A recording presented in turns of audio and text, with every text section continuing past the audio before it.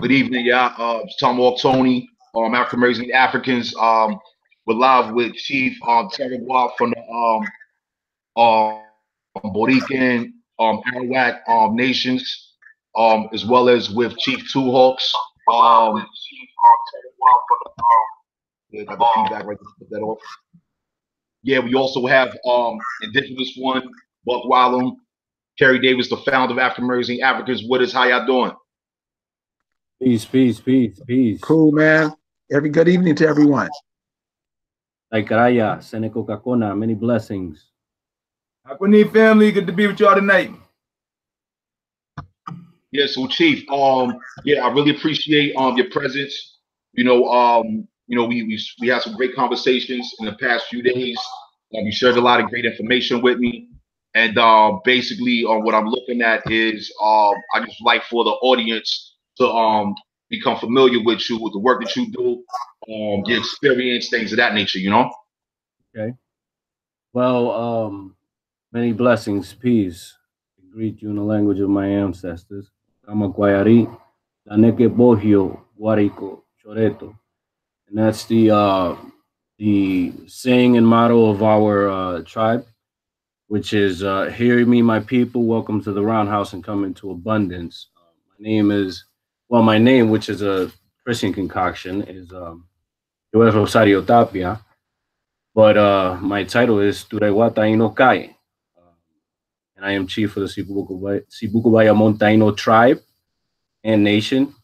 And we are a FANA member nation and founded under Hague Trust Treaty Charter and under the highest conventions of law in the land for the nations, utilizing some of uh, the premise and idea of UNDRIP and ADRIP, which is the United Nations Declaration on the Rights of Indigenous People and the Organization of American States Declaration on the Rights of Indigenous People. So essentially, what we are is a foundation of families coming together, seeking to record their history in fact, in letter, and law, and seek remedy, redress, and repatriation for our people, our lands, and to just represent a light post in some of the darkness, which we tend to be surrounded by today as indigenous people and under the corporate and colonial rule of other powers, which don't always acknowledge our right to self-determination or to exist. So essentially, I went into the study of self, and years ago there was a book that turned me kind of onto just questioning everything, and still I had been brought up in a typical Christian home. We had a knowledge of our roots to a certain extent, but it was very limited. And I sought to know myself first, and doing that in many different ways. After I read this book called "Behold the Pale Horse," it just got me to questioning everything that I knew. And essentially, I went on a voyage which has lasted a better part of 20 some odd years. And that led to learning everything that I can about who I am, and then learning that I have to understand law, and from understanding law from a basic layman perspective to just getting into things such as tribes and trusts and bonds and all these different kinds of ideas, um, formed the concept of how are we supposed to be viable as people in this new information age economy, and what's happening in the world. And so that led to just the struggle of Borinquen, which is in the same position that has been as the oldest colony in the world. So a desire to deal with first knowledge of self and knowledge of family, and then understanding what that means once you know who you are. So essentially, that's what it is as far as my background in the in indigenous community and in terms of chiefdom in an organized tribe. Uh, but as far as the rest of the background, it's been in art, entertainment, the culture. So essentially, I've been performing on and off with whether it's in arts, oratory, or dance and physical movement for many years. So there's the background. Larger ideas. Just I'm an audio engineer by trade, and I got a master's in business with a focus in the entertainment business. So that's just a little bit of background of who I am. There's a lot more to say. Yo, I appreciate what you said. Much appreciation to the audience. Yeah, so basically, with Two Hopes, initially presented, having Chief Fire River, yourself, Chief Wanibo, on, he introduced the term blancamiento. All right, and it was like it was very interesting to me because here in North America we had a relative experience as of blancamiento, right? And so by dealing with the origins of it from the Spanish perspective, right, who basically was implementing it here, I was like, wow, like I'm really interested in knowing how blancamiento affected the Arawak Puerto Rican people. Okay, well, blanqueamiento is specifically the Spanish government's decree or policy, and it's encapsulated in that way. But that's basically the policy that they took in Latin America or in all of their colonies.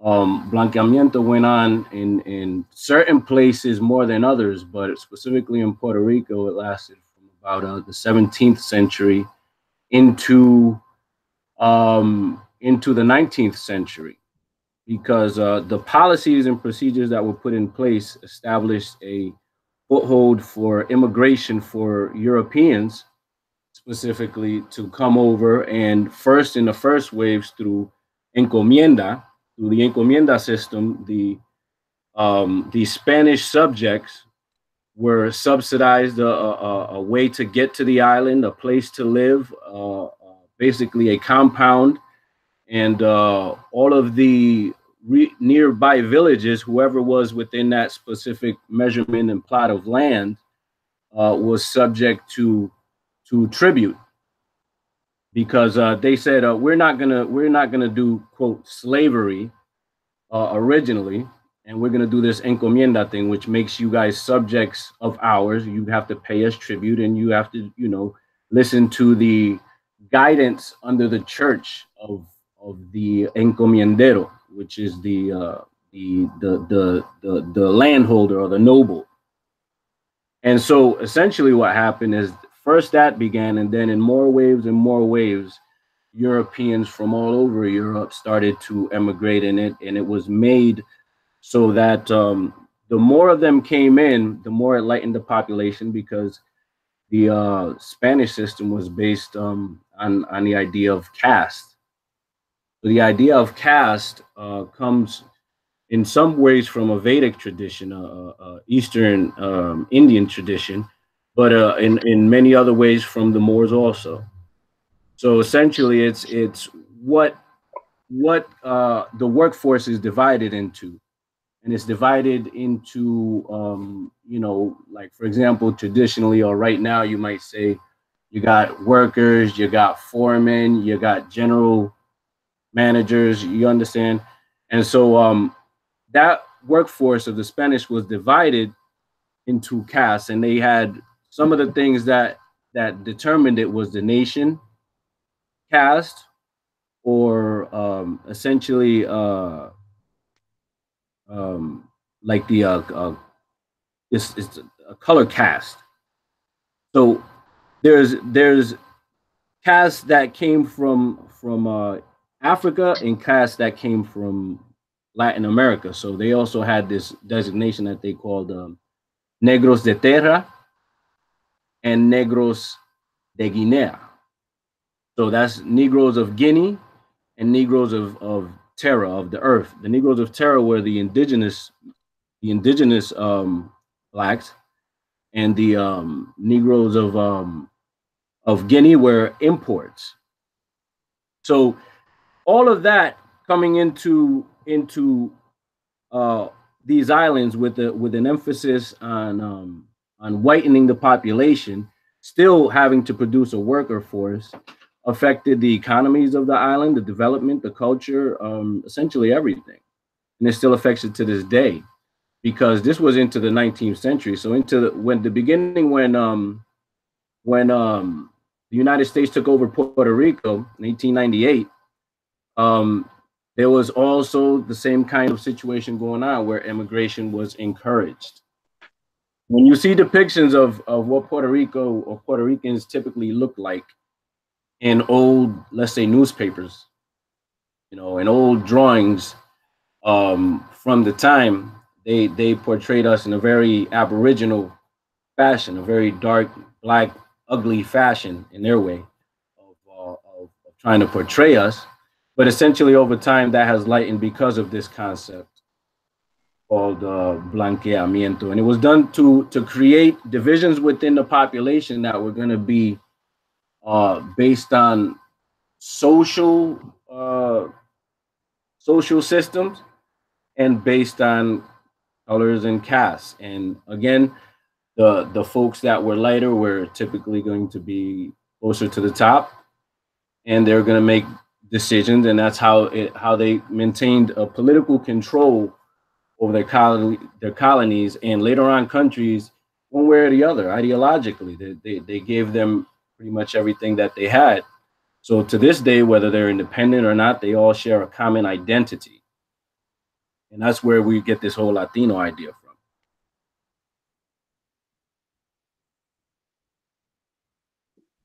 Yo, I appreciate what you just said. Audience, everyone in the chat, if you have any questions, feel free to ask. Hey, Buck, do you have any questions for the chief? No, what he just described is the same thing that's going on here. The exact same thing. Like you say, you got to divide the people up. You can't have them riding the same wave. Mm-hmm. Yes, I agree, and that's why we all gotta understand how big and deep this thing really goes, because we've been essentially up to now people with no history. If it was up to the colonial powers, right, we would be blanks, complete subjects and corporate fictions, and they just write whatever they want. They want on a piece of paper and attach our bodies to this. But that's the paradigm and the way it has been. But where it is now, and where it feels like as a collective. And when I say as a collective, I'm talking about Americans. When I say Americans, I mean American Aborigine. I mean all of us, mistakenly classified as Negro, Black, Colored, Latino, Hispanic, all of these, mulatto, mestizo, all of these constructs of colonialism.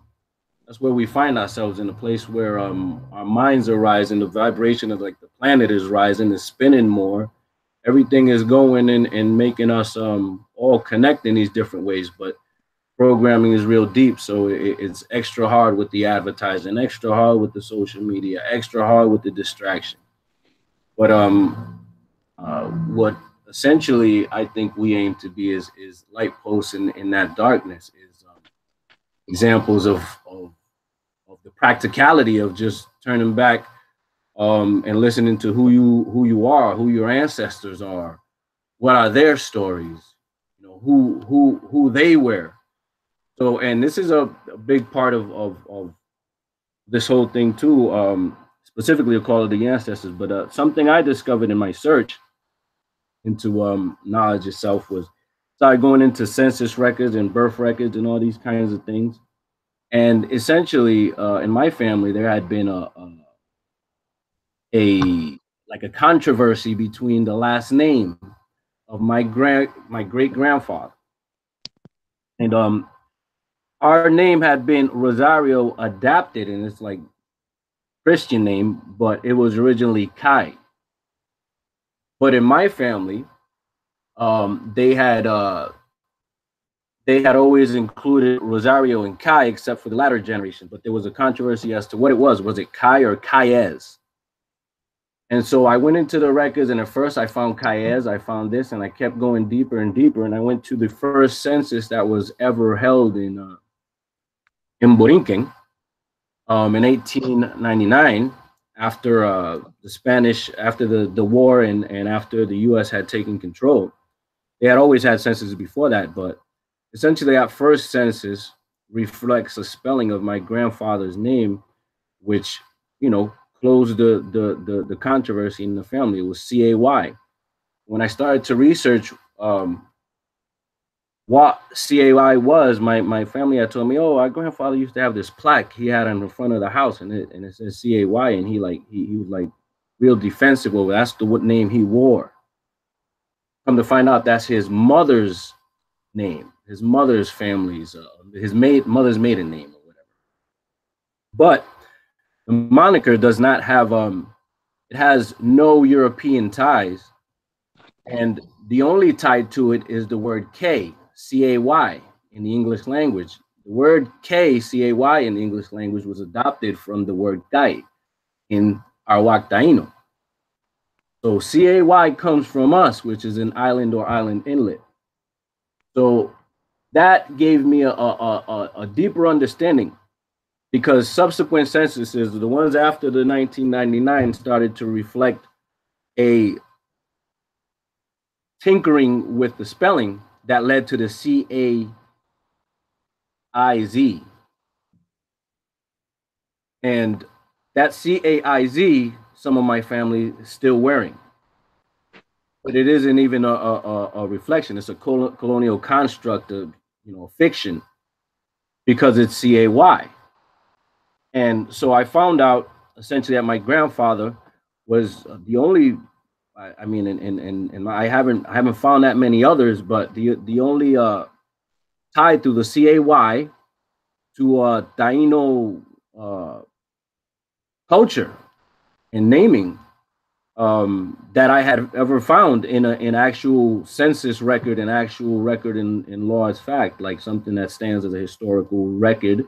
And so if my grandfather was still carrying his name in 1899 when U.S. came, then how can there be Tainos extinct if they're carrying their culture without a European origin in their names still? Even if they're children of amalgams, they're still carrying the culture.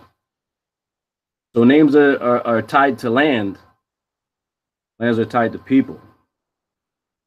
So essentially, that was a big part of this whole thing too, and why I felt the call to organize my family even more. Yo, I appreciate what you just shared there. As I was listening right now, when I was listening to you, explain the name of your people, right? The CAY. Something I recall in my travels back east is there's an area, and I believe the people's called the Cayuga people, Cayuga. I've come across them in research as well, pertaining to different nations, clans, or what have you, that was mingling, you know what I mean, during different periods. Florida in the South, you're talking about a very, that's a community. So if you had Florida, originally it was Bimini, and now they only call a small island Bimini, but it was Bimini. That was the name of the whole area that my people named it. Our people named it. They called it Bimini, And when you go into Bimini, you find different tribes there.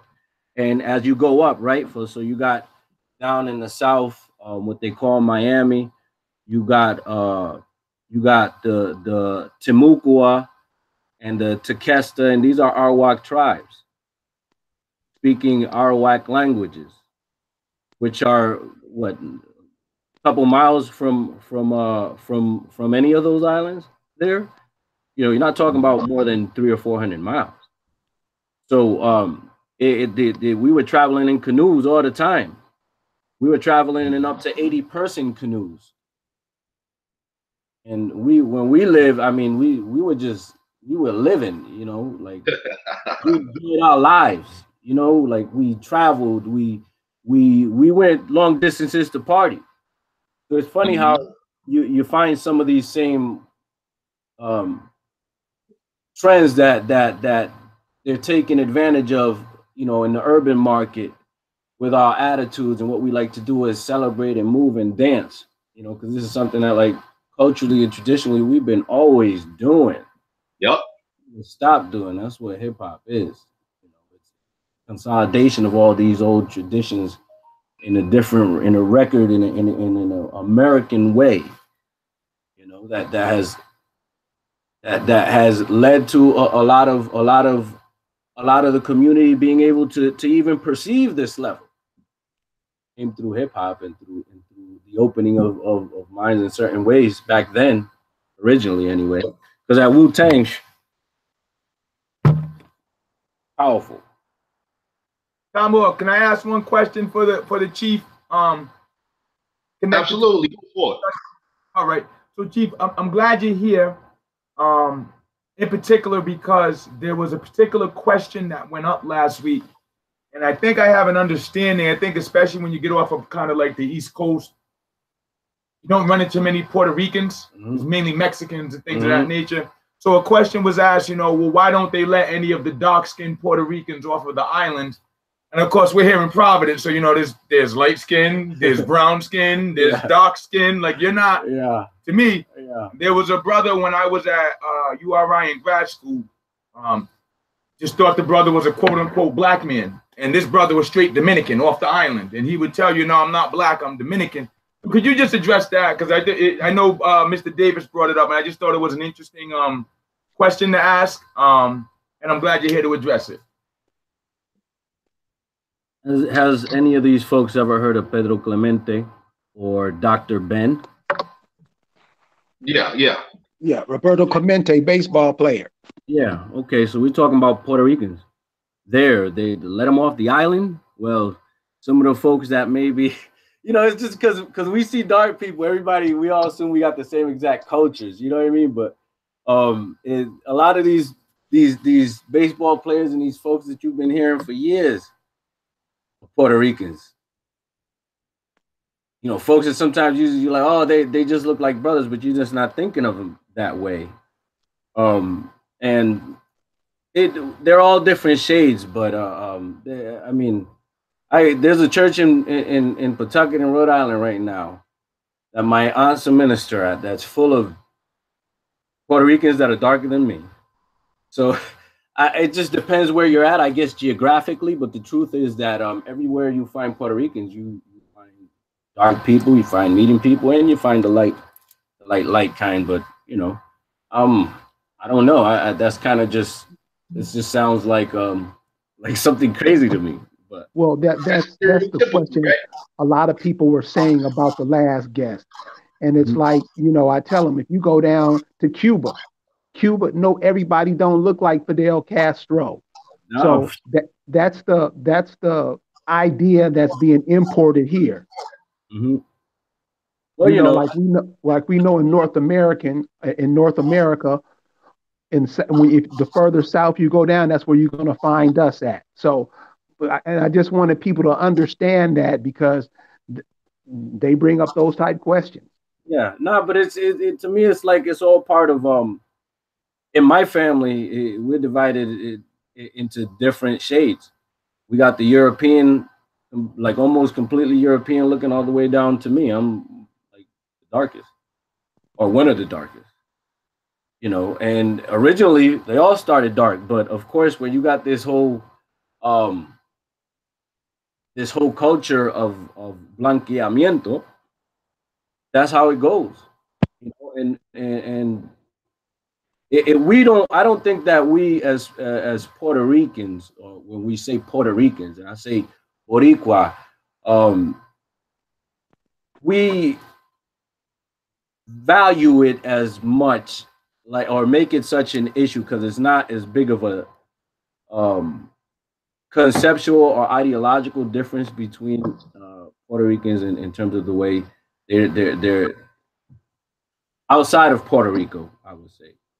You know, wherever we find each other, we with each other. So it's we got cousins, brothers, and sisters that are all the same, you know, light, almost European shades, and it's just the way that the castes go. That's what it is. So we're not, you know, we're all part of that, and that's part of us because they bred it into us. So, you know, I just try to not view it completely that way because I got so much family that's so light that has, you know, same genes. So I appreciate you saying that. Hey Buck, you asked a question before the live began from one of the A4 members, if I recall correctly. Can you repeat that question for the Chiefs? And yeah, I would like for them to hear the question, and you know, just, and this is for the audience overall, you know what I mean? Just so we can have clarity for the people, you know?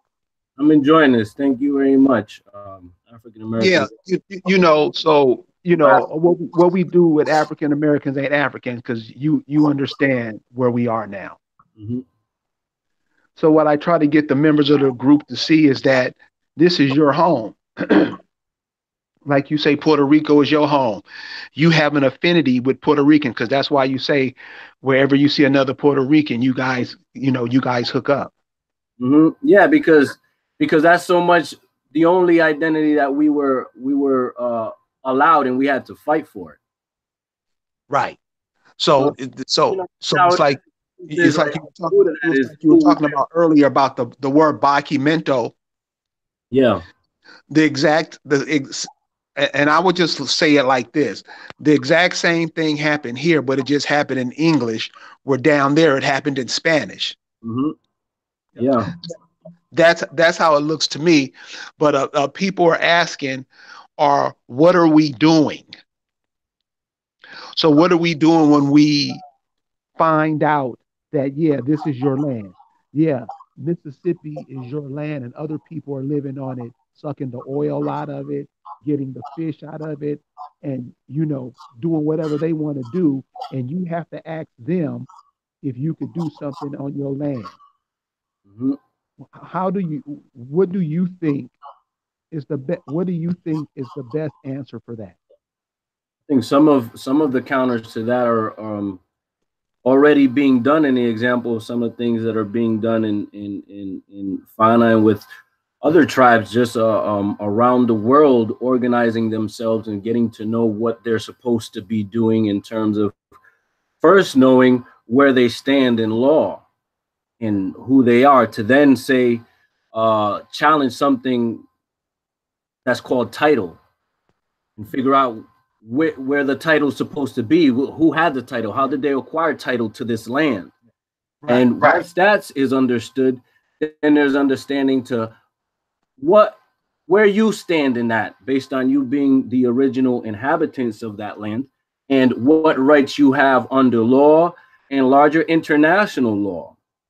What are the where do you find yourself? You first have to orient yourself. And once we're oriented and we understand documents like the United Nations Declaration on the Rights of Indigenous People, then we understand that there is a recourse for victims of genocide. Right. We are. And we got to start to see ourselves as victims of genocide, but also in a victorious way, because we're the generations that are living in the time that the ancestors talked about in many different prophecies across this whole side of the earth. Right. So that's why we're here. So, you know, we just got to really first get to know ourselves and then get to know where we are to understand law and then understand what recourse we have through these trusts, and understand what a trust is. You know, what does this mean? Well, when you're talking about a trust, you're talking about a vehicle. It's an ark to hold something when everything else is wet. So if you got this vehicle is to protect the well-being, the livelihood of a people. If they can use it to form everything from churches to universities, institutions here in this country, then why, and also countries, why wouldn't we understand that and use it? Well, first we have to get our orientation to know that there even is a thing that's called trust, you know? So we got to educate ourselves and educate ourselves, not just in the way, you know, the any academic system or you know, whether it's set up by historically Black or European, not just that. I'm talking about really knowing and going in and doing your own research on legal concepts. What is legalese? What are these dictionaries? How do I find out what that is? What is the standard? You know, it's just some study. But once you do it, once you know, it behooves you to. It yells at you to, unless you know you can go right back into the slumber. But you know, that's what we got to do is just like continue to educate ourselves. We talk and we learn a lot, and then some of us like to kind of stick to, like, there's so much information. I'm a little bit of this. I'm a little bit of that. I'm a little, but they're not really nothing. Right. Not doing anything in actual, you know, just going in. There's simple legal documents, affidavits, simple things that you can do to file yourself, who you are, that you existed, and to record it outside of yourself. That's right. There's so many different ways to do it, but you know, our people are in a bit of a slumber. They're waking up in a lot of ways, but it ain't an easy road. You know what I mean? So for me it's like, that's a large question that I can answer in such a basic way because it requires so much. But at the end of the day, there is something that you can do. You can do something and be recorded doing it. Somebody's got to make a stand. Right. And that's essentially what we're trying to do. And it's not an easy road, but you know, if you know you picked up your grandfather and your grandmother's mantle, and you want to honor them, and you want to honor, you know, your children to have something to honor, because most of the time we don't get nothing. We forget completely our history. We absorb a false history written from a European perspective that makes us feel like we are already dead. Mm-hmm. So what's the point of that? You already know what that is. Mm-hmm. Like, just go back and look at your own family history. Just go back and look at yourself. Right. We hate ourselves. A lot of us have this sickness, but you got to learn to love yourself first through knowing who you are.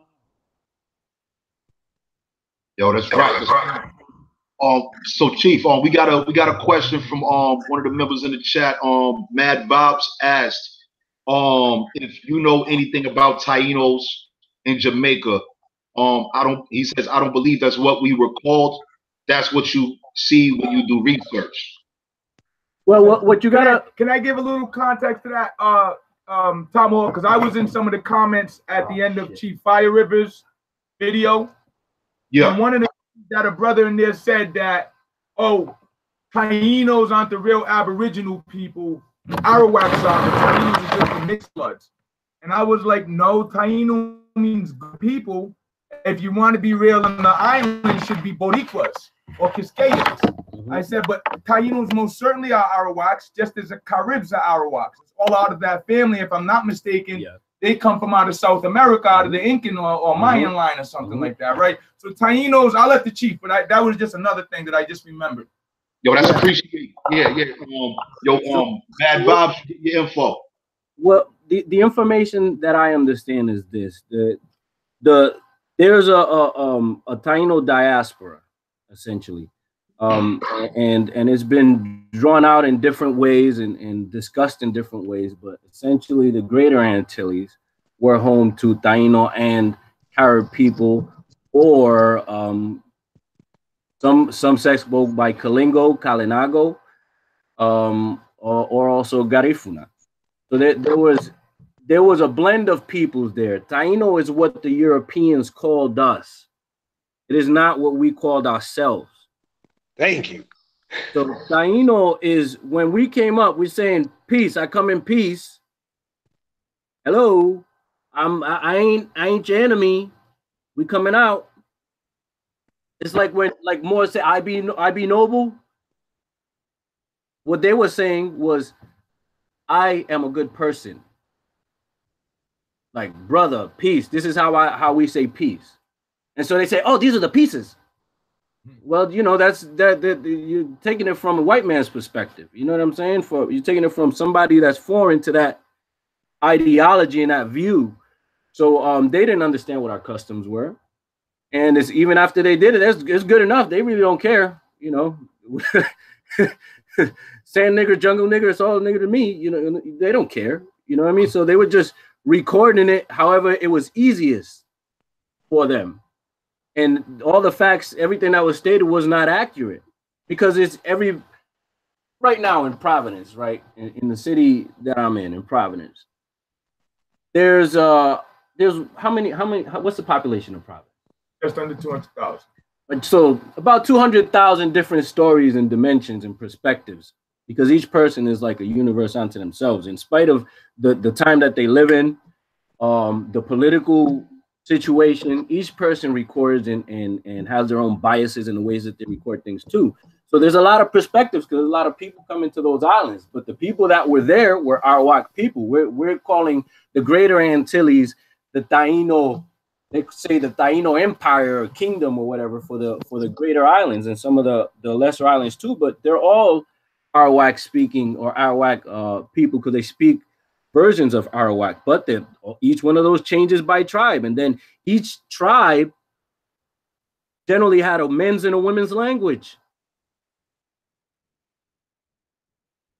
So now, how many different ways are there for people to get it twisted?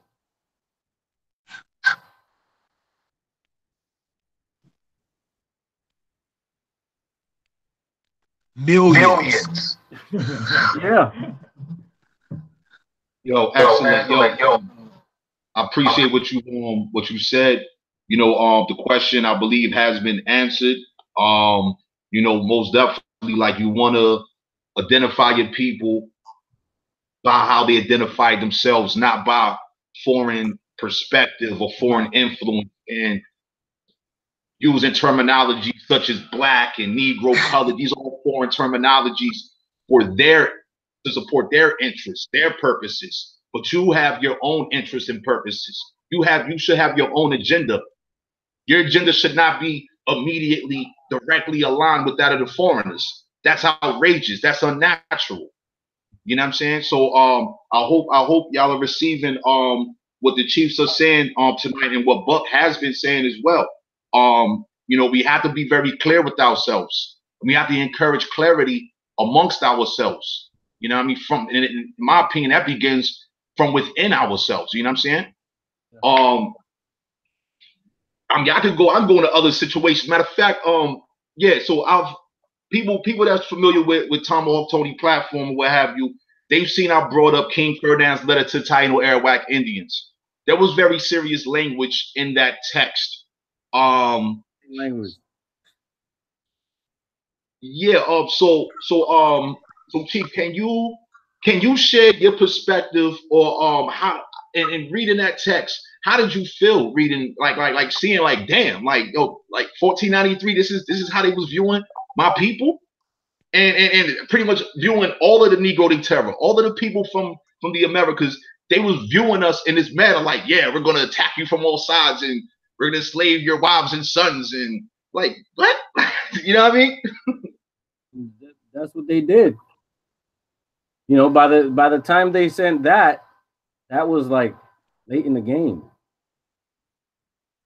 You know, it's like we've already given you a little bit of like taste of how we are, but here's the seriousness. But they weren't going to be able to explain that to them because they were ideologically completely different. So it's like, it's just, that's a get down or lay down. That's all that was. Get down or lay down. And that's the full force of the nation with the biggest navy in Europe at the time. You understand?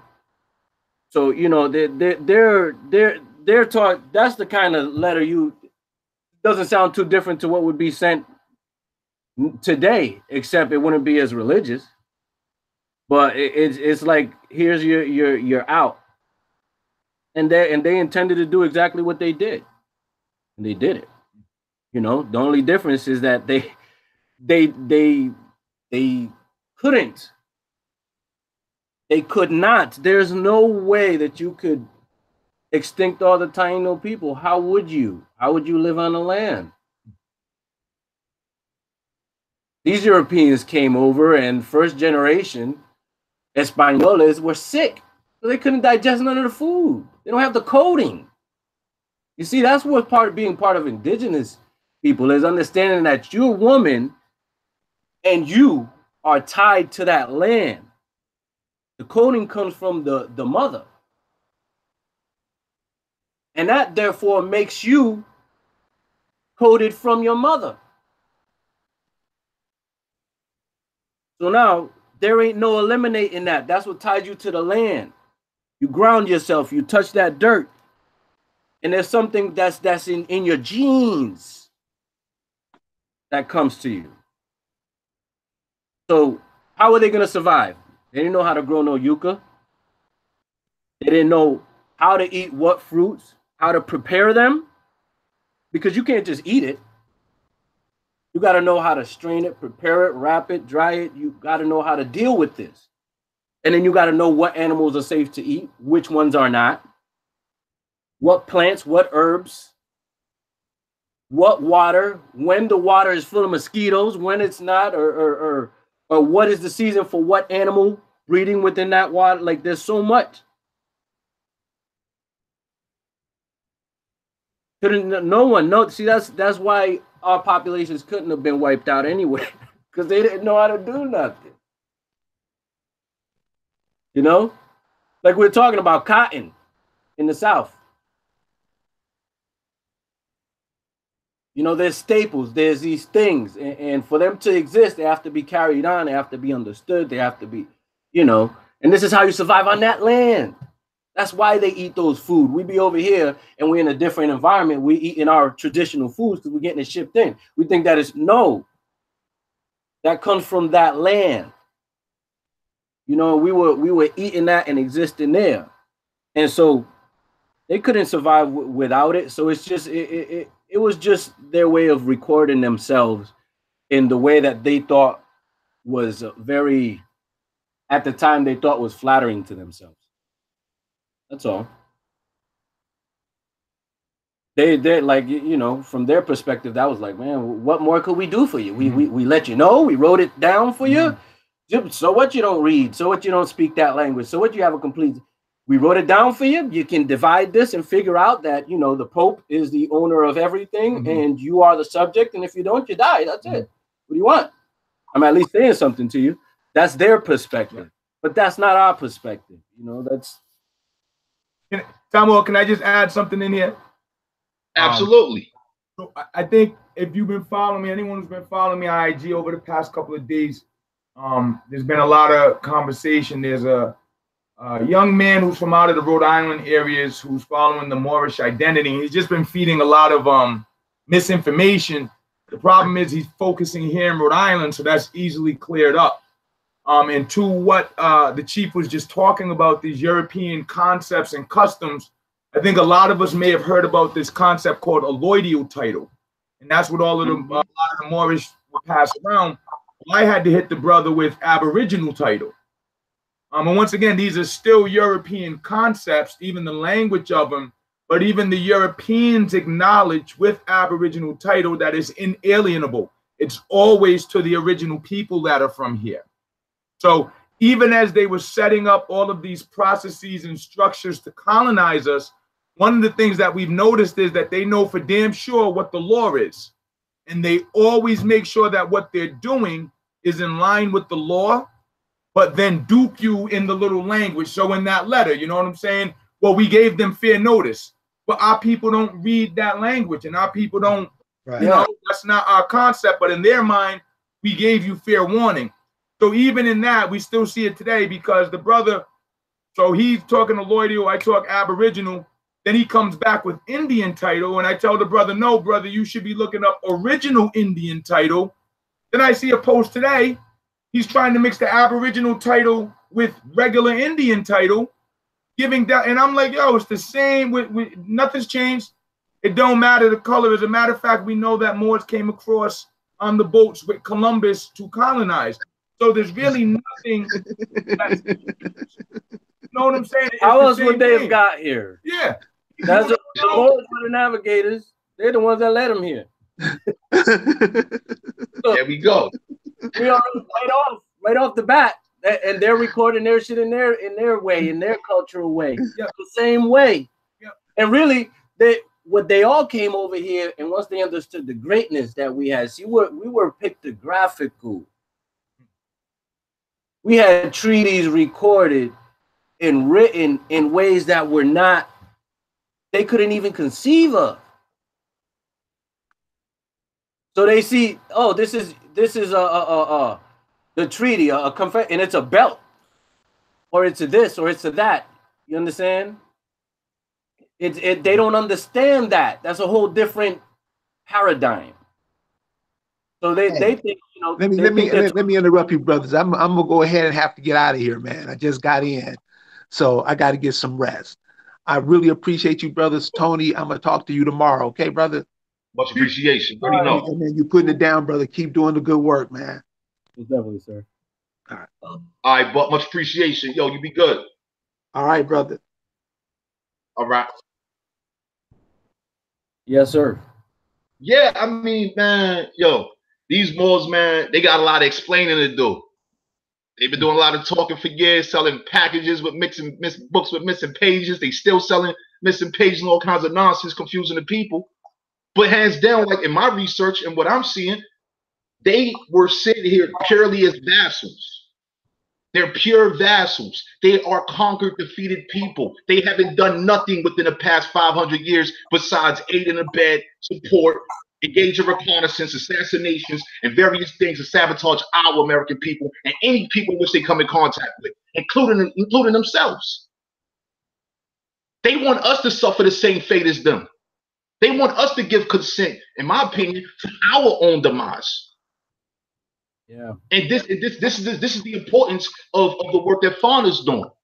You know what I'm saying? And I hope, you know, the listeners, you know, whether they listening now or later, you know, the members of A4, our American people overall can comprehend all of this. This Blanquamiento situation, true indeed. Like, you know, you have it coming from the Spanish. You have it in the Latin language. Do you have it being disseminated and embodied throughout European law?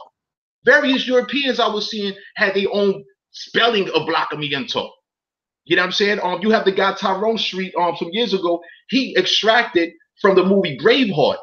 If we can't get them out, we'll breed them out. Yeah, and you know that's the whole premise of the like the Willie Lynch letter.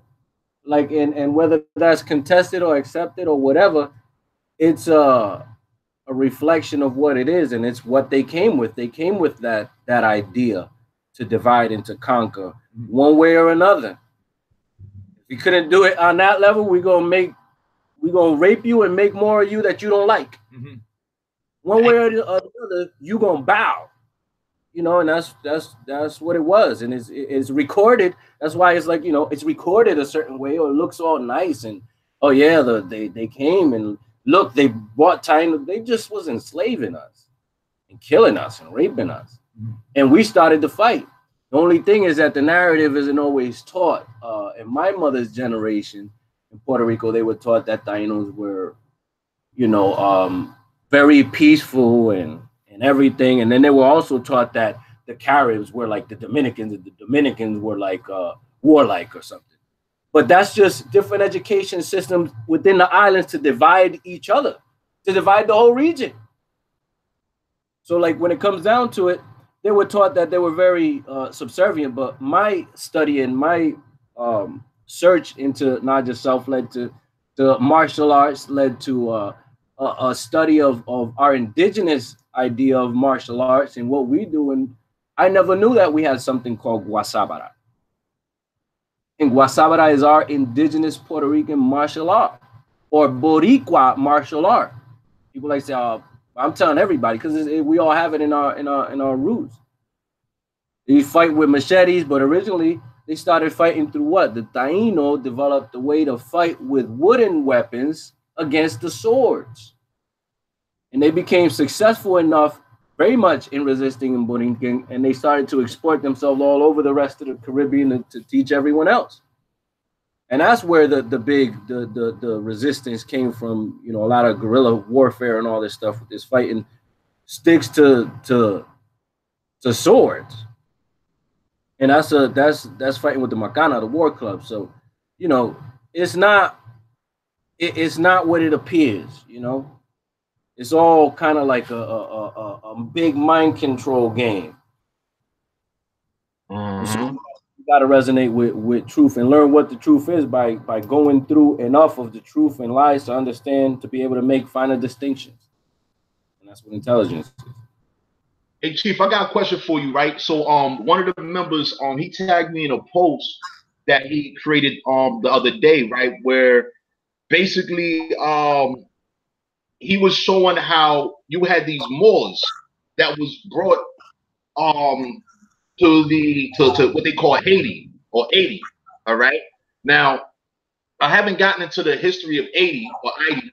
All right. I haven't had a chance to really explore research things of that nature. But basically, what he was showing is how, you have the DR. We just had a chief from Dominican Republic. All right. I believe that was, what was that? Guanibo? Was that Guanibo Fire River? Guanibo. Which one? Dominican Republic? Yeah. Guanibo. Yes. So I'm just curious to know, right? Because when I read this, I was like, yo, that's crazy. Where you have these people that are Africans that was Moors essentially that set up a base. They was given, like, what's his name? They gave the reference of Toussaint Louverture, whatever, the dude that was doing the French Revolution, the Haiti Revolution against the French, and this, that, and other. And he's praised, but he showed the dress, the style of dress he had. Mm-hmm. All right, and showing his medals and this, that, and the other. And we know that they honor their Masonic Moorish figures, so that they can be praised for the service in which they've done against our American people. So I was just curious if you had any perspective on that or any insight you could share with us on this. Well, my perspective is that everything had to manifest in the way that it did. It is what it is. I know that Haiti or Saiti it's the only nation, or the first, to win a revolution, and that was a nation that's, I mean, more of the Taino language survives in Haitian Creole than in any other language. There's more words of it in the language. You wouldn't think that because you think of them as African expats or Moors or this, but it's such an amalgamation that it's hard to say, because even in their records they say that they were supported by the indigenous community in the revolution over there, and they were saying they were all. You see, when you go into the language,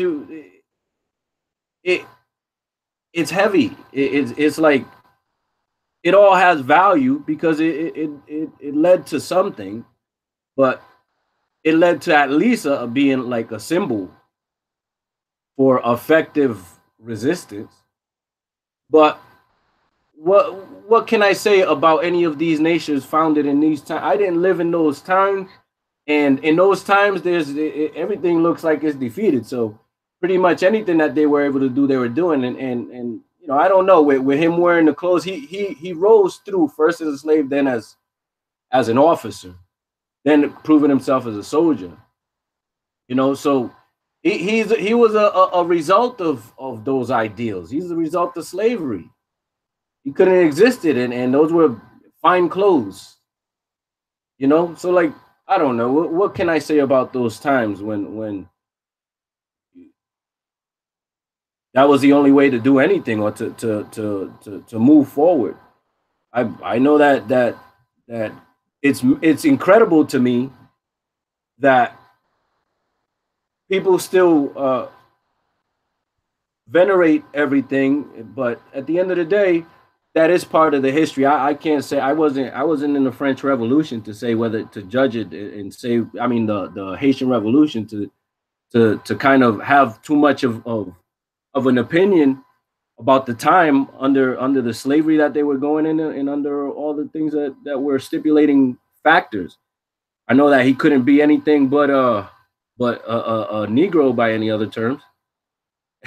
He couldn't color that up, and you know, it was just clothes for that moment, I think.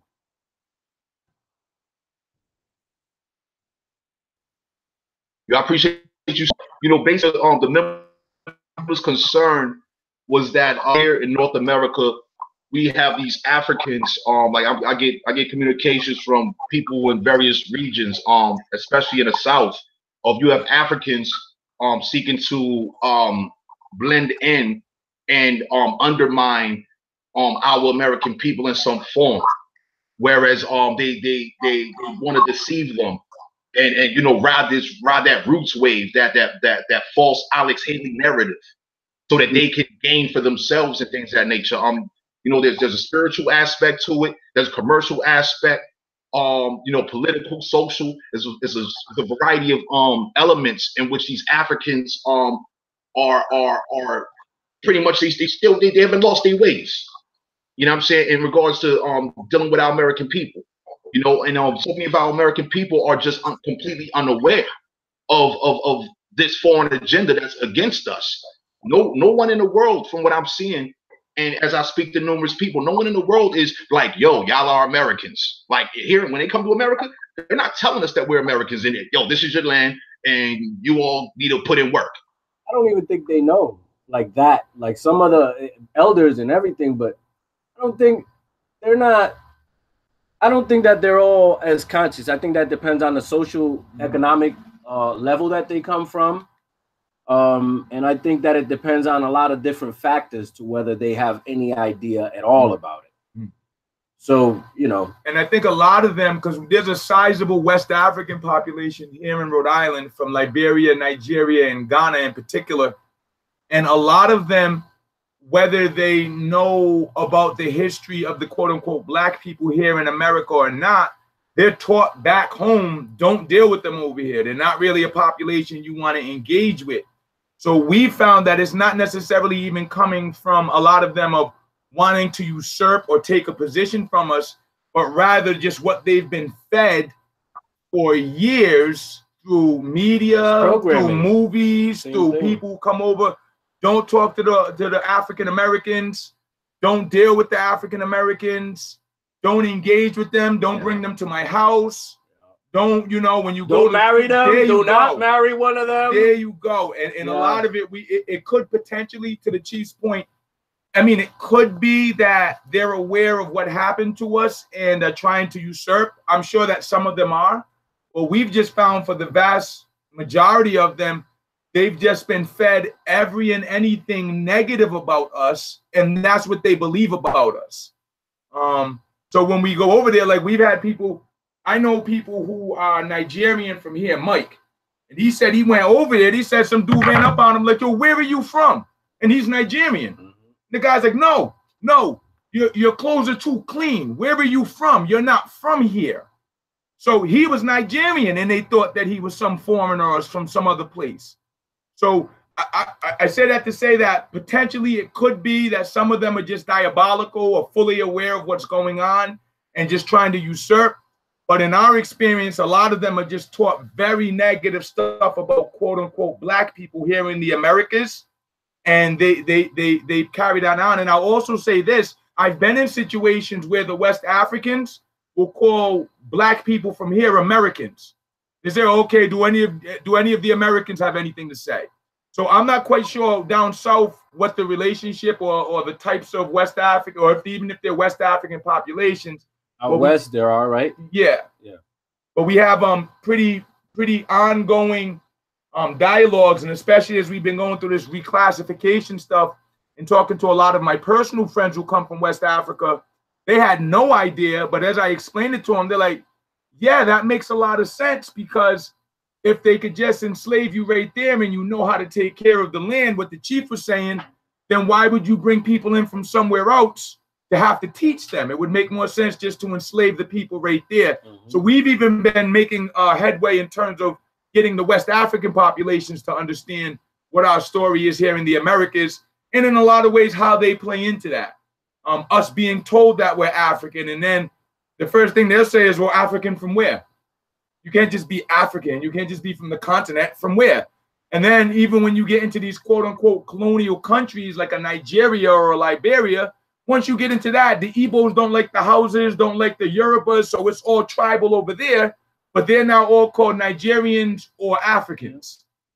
But, you know, they have to have some kind of awareness of it, but this is a big propaganda machine. Island to island, they don't agree about history. Forget about what somebody believes in Nigeria.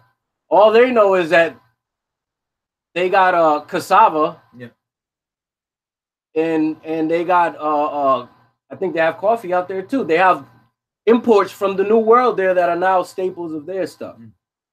So they're coming to you know, they want to come in and experience that dream, that big propaganda, because that propaganda machine is put out all over the world for European immigrants. They don't say nothing about the European immigrants, but they put it out.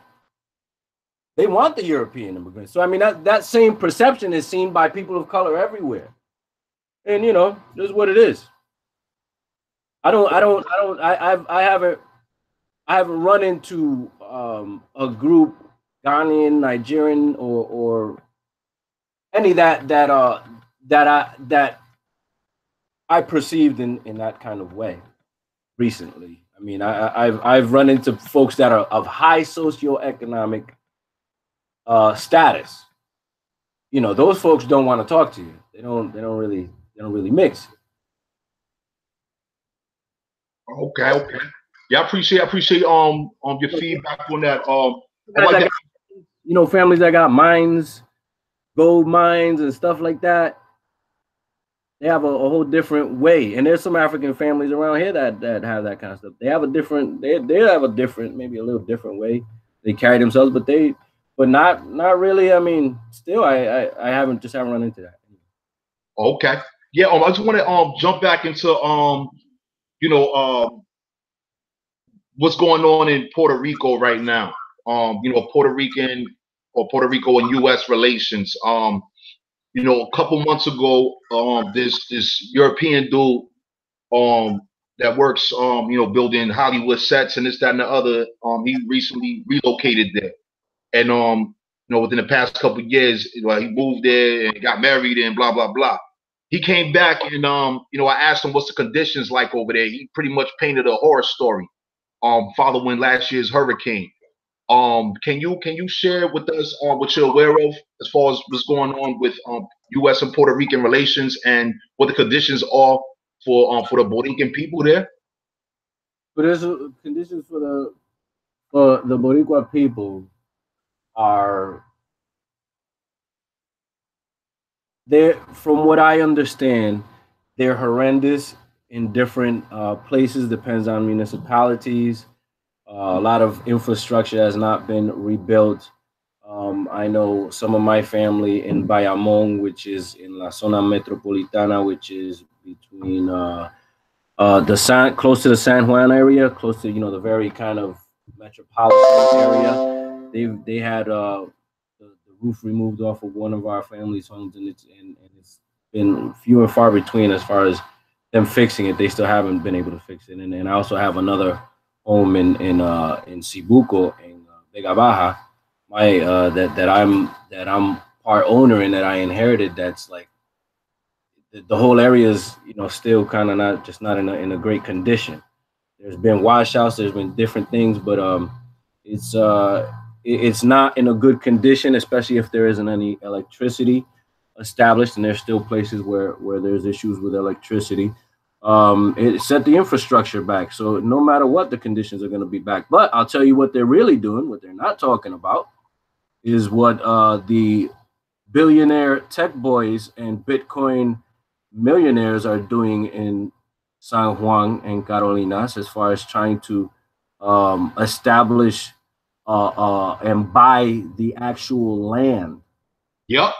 Establish their own city with their own independent Bitcoin economy, and establish it in a way that they can be self-sufficient and controlling their own economic viability, but doing that at the expense of the imposition of our people, buying all this stuff at next to nothing because they got so much money, and putting their own basic colony in a colony. Nobody's really talking about that because those guys are basically above the law over there. So that's what they're really trying to do, is sell off bits and pieces of it. And they've been already doing that because of the debt that they attribute to my people. But how can you attribute that to the people when you guys make all your decisions in private and enclosed and decide what you invest what into and what fiat loan of credit is done at what expense of what other economy to what is going to that has nothing to do with our people. So, you know, everything, this is all just, it's all a sham, you know. The conditions suck. Some places are rebuilt. People are still rebuilding. My people are resilient people. Like, a lot of folks have a stigma about us that we're lazy or that we're this. Nah, that's not the way it is at all. Especially if you go to Island, everybody's selling limbe, and everybody's selling fruits, and everybody's selling patele, everybody's selling patelitos, everybody's selling wood artifacts, like t-shirts. People, they're an entrepreneurial people because that's what it's always been. You know, we got to go out there and work, and it's never been the greatest conditions. In Puerto Rico, people got to pay 4 times what we pay here in some cases for the same thing because of the Jones Act. Something that's taxed and then taxed on being taxed. So, you know, like, it's never been all gravy like that. But for people coming in from abroad, foreigners, man, they roll out the red carpet for them right now. Mm-hmm. And see, that's, you know, that's a big part of the issue. And, you know, we've made some claims. We've spoken to the powers that be and discussed these things. And we just have to continue to be stand firm in the face of the machine, and continue to speak and say the things that we need to do, because we're right in the law. And, you know, that's what it is. It's a battle, you know, just to exist in spite of everything else that's going on. I appreciate that. Hey, Two Hawks, do you remember that real estate cryptocurrency information I shared with you last year? Somewhat, yes. All right. Well, to the chief's point, as far as these Bitcoin tech corps and this, that, and the other going over there doing what they doing, that's the relativity. This is a serious strategy taking place right now, throughout the Americas. You know, there's a movie, I think it's called The Internationalist, where basically, in one aspect, you go to a place, like basically a banker, right? Go somewhere and you pretty much break the economy. You put the country in debt. The government's in debt. And then through the government, the people's in debt, and the people don't know nothing about none of this. They didn't sign none of the contracts. They didn't do none of that. Yeah. And at the end of the day, now they're raping the people, they're raping the land, you know what I'm saying? And they're building, developing whatever they want to build and develop. And they're like, the people don't matter. The people are irrelevant. You know what I'm saying? And basically this is what's present. You know what I'm saying? And so many of our people just don't they can't comprehend this because they caught up in survival mode. I mean, like you just said, I mean, paying 4 times the cost is tax on tax on tax. And my question is, are the people being properly informed about how to combat these things? Because right here in North America, we have people that know how to combat these things, but we got people that just don't care. They don't care to know. They don't care to do better. See, the situation is that any battle is first fought in the mind. And if you grow up from a defeated perspective, you don't even think of it in that way. You don't own anything on your own island anyway. So what are you thinking about what they're doing in San Juan? You know what I'm saying? It's like people are caught up in the daily survival and in that. And that's what the same thing everywhere. And that's how everything has been divided. Everyone is divided through this thing called economics, which is the study of the distribution of goods between groups of people. Within those groups of people, there's marginalized people, there's advantageous people, but it's the whole idea of economics is the study of how a good or an asset flows and who has it and who doesn't. So within the whole concept of capitalism or this concept of economics, there is supply and demand, and there's the haves and the have-nots. So within the whole concept, it's kind of built into it. No matter what, if there's going to be haves, there's going to be have-nots, because it's not about the abundance of nature. It's not about the abundance and availability and the freeness of the sustenance. It's about taking it over and naming it something and selling it. Commercializing it. Yeah, so it's a whole different view. And so no matter what, everybody under that system is going to be what it is. And the majority of the indigenous population anywhere that has come in contact with European colonialism is marginalized. You're absolutely right. There's a term that I came across when I was reading. There's a book written by Samuel P. Scott. I believe it's titled "Moorish Influence in Medieval Europe," something like that. The term that was named in there, in which the Moors imposed on the Europeans during their rule, if you will, was financial oppression.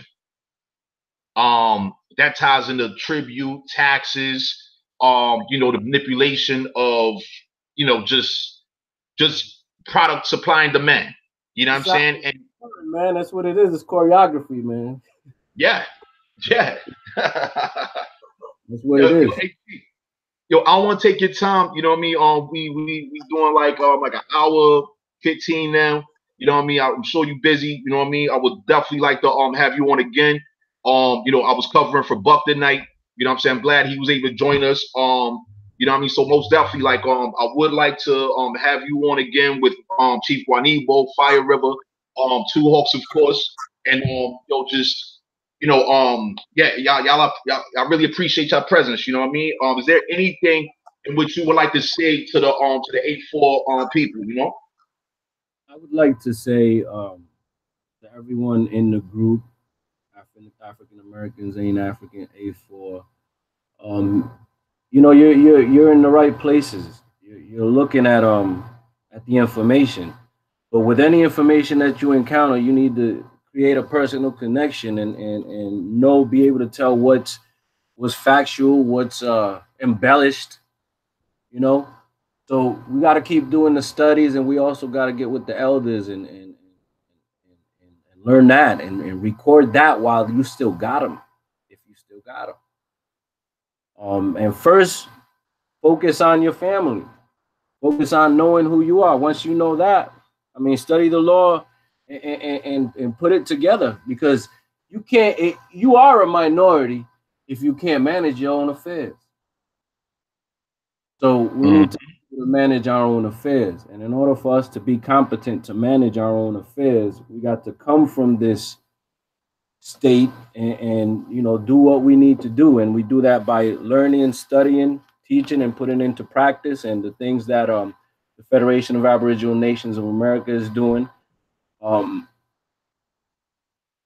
It's about that. It's about trying to build self-sustainability and viability for your people, and that's done through families and through communities.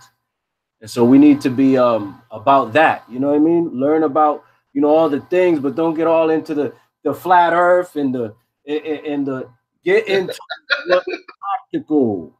You know, like what we need to do to become economically viable and to help actually retain some of this wealth that the Creator has given us, but that we've gone into a slumber, and if we don't stand, then we won't have anything.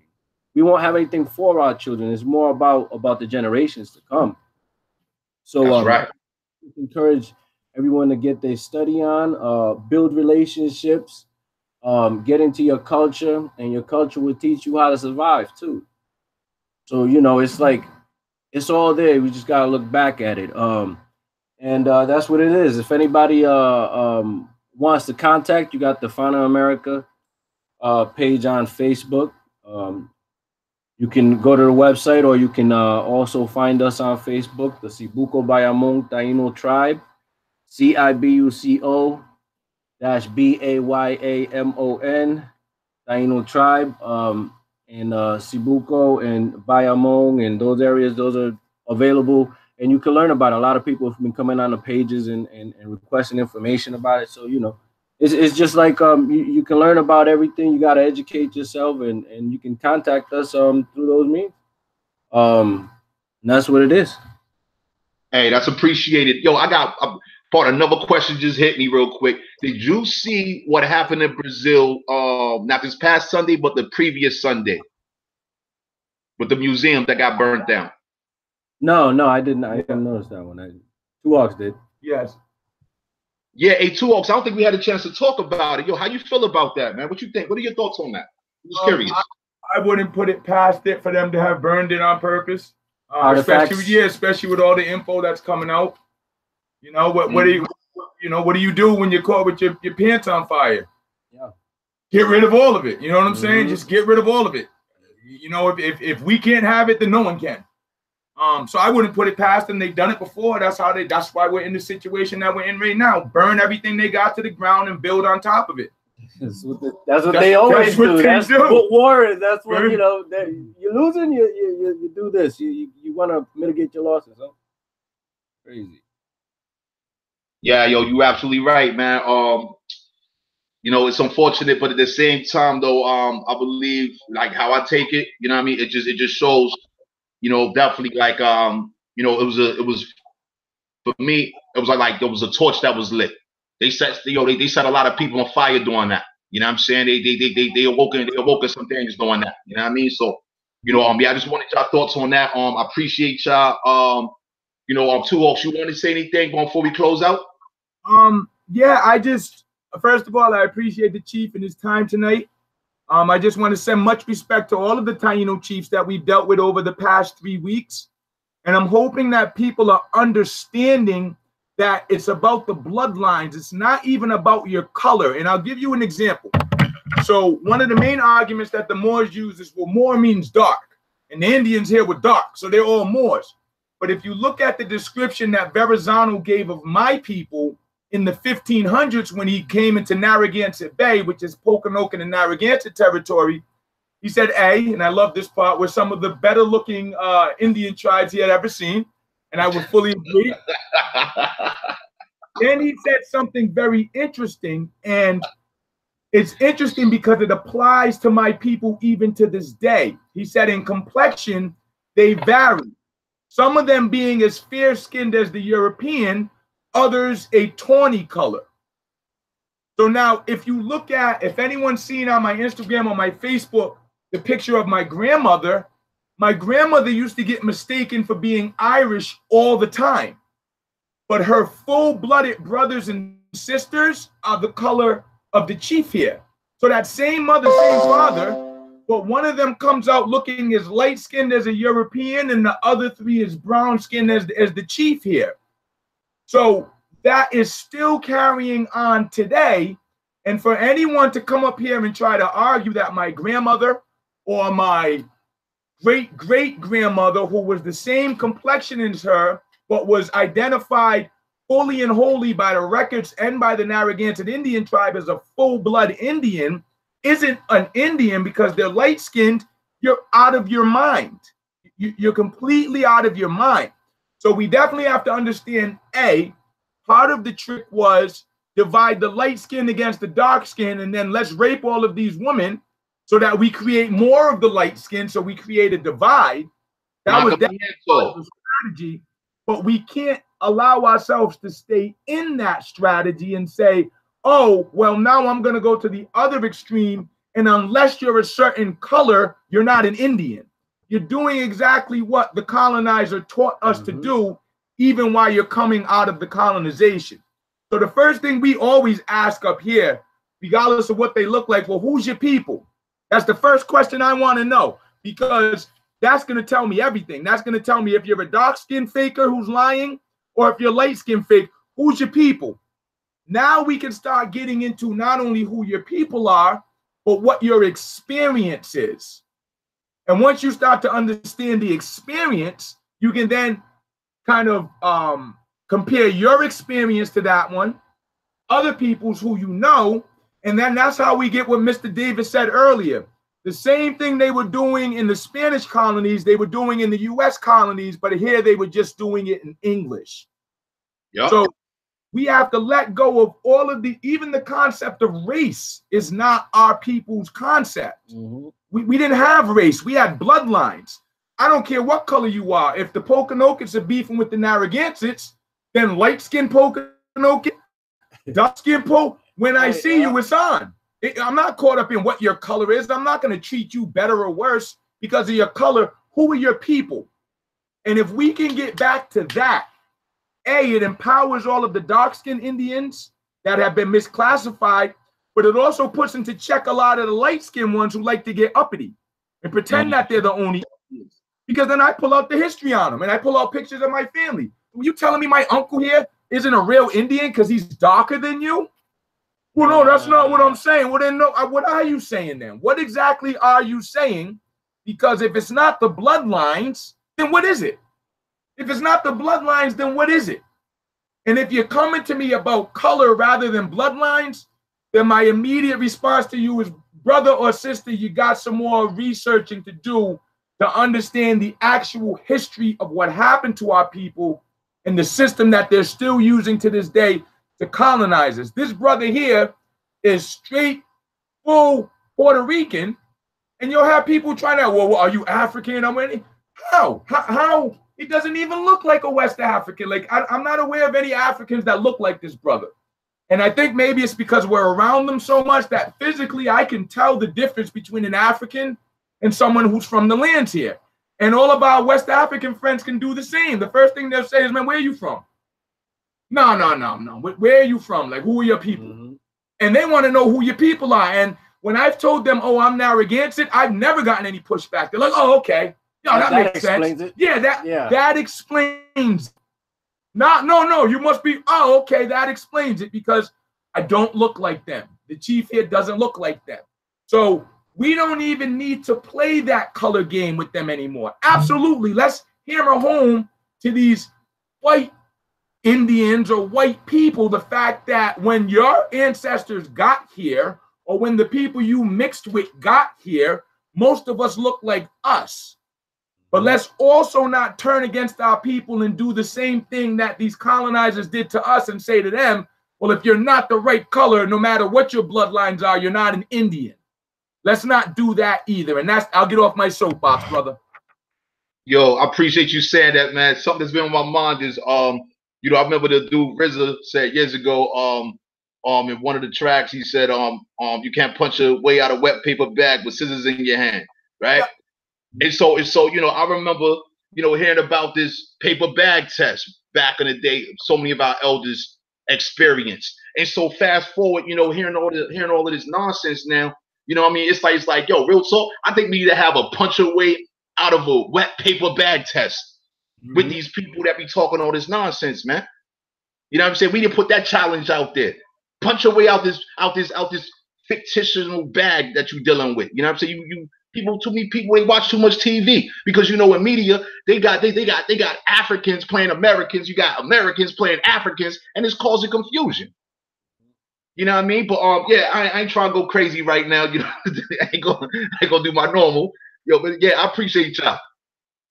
Most definitely, peace. You know, I encourage folks getting into their culture and understanding their symbols, understanding their records, understanding their dress. We push the dress, the painting and the scribing, recording ourselves, and you know, we're trying to talk about all that and make sure that everybody's aware that, man, it's your culture too. You know, like, yeah, okay, we're in Taino language groups and we're talking about a lot of rebuilding our language and stuff, but it's also the ceremony and the culture, and there's also producing, because you know, that's what we did. This is what we did. We didn't work. We made and grew. You know what I mean? So that's what we're supposed to be doing right now. You know, we try to encourage that, and you know, whether it's dance or painting or artisanal goods, you know, it's just something that is an art form that you can learn from people near to you, and you just got to find the elders and you know, learn that and pass that on. You know, that's what it is. Much appreciation, yeah. Yeah, this just been great. The people, you know, feedback, and the chat's been great. You know what I mean? No confusion comes on Tomahawk Tony channel, man. Like, that noise is killed early. You know what I mean? So like, yeah, we good over here. I appreciate y'all. You know what I mean? Y'all have a great evening. I don't know how y'all want to close out, but yeah, I'm happy. You know what I mean? Mission accomplished. Well, you know, check us out on the Facebook. If anybody needs to contact me personally, they can find me on the Instagram, Tureygua Taino Kai, at TAPIAUNO and the number 1. We talk a lot about the culture and about our ancestors there, and you know, they can reach me there for any inquiries. Much appreciation. Two Hawks, you want to say anything before we out? Oh, nah, just katapatush with your chusuta. Thank you for listening to us, and peace ganache. Look forward to seeing y'all soon. Much appreciation. African Americans ain't African. At home. Hey, appreciate you too, Tomahawk, man. Thank you as always for the platform, and Mr. Davis as well. Thank you. All right. Y'all be good, man. Yo, take care. Like Raya. All right.